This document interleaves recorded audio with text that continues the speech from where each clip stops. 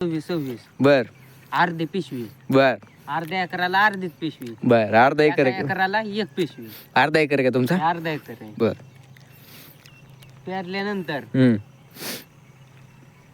पेरल्यानंतर वडून बिडून दंड बिंड चांगलं वडून बिडून अजून वरनं इसकुटून टाकायचा गहू थोडा. गहू का काय? गहू बर. शेती इसकटायची मग गहू. गव्हाचीच काढायचा. बर बर पुढे सांगा. जर मग भिजवल्यानंतर थोडा मोठा झाला की मग फवारणी करायची.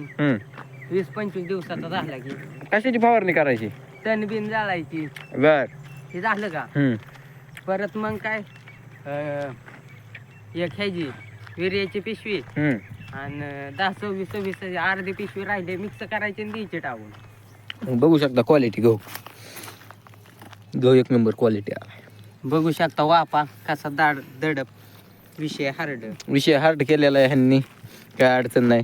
कमेंट मध्ये सांगू शकता तुम्ही त्याला अजून एका पाण्याची गरज आहे का नाही. तुम्ही बघू शकता चांगला गहू आला की पक्ष्यांची आई नट ही पक्ष्यांनी खाल्लाय का सशांनी खाल्लाय ही कमेंट मध्ये सांगा. ह्यांना लय ही झालंय काय म्हणतात तपलीक द्यायला लागले सांगा तुम्ही. लुस्कान व्हायला लागले या पक्ष्यांच्या आईचं दाणं आई खाल्ल्यांनी वाटोळं लावलंय. बघा असं होती या वर्षी का नुसतं असं दिसतंय असं गहू. काय करायला लागेल ह्याला सांगा तुम्ही कमेंट मध्ये. समजा का म्हणतो तसं हा का सांगा तुम्ही. आम्ही त्यांच्यावर हे करू ऍक्शन घेऊ. चांगला माल निघायला लागला का नाही काय त्या वेळेस नजर लागतं. नजर लागल्यामुळे त्याची आईने अशी नटली. नजर लागली का काय झालं ती सांगू शकता कमेंट मध्ये.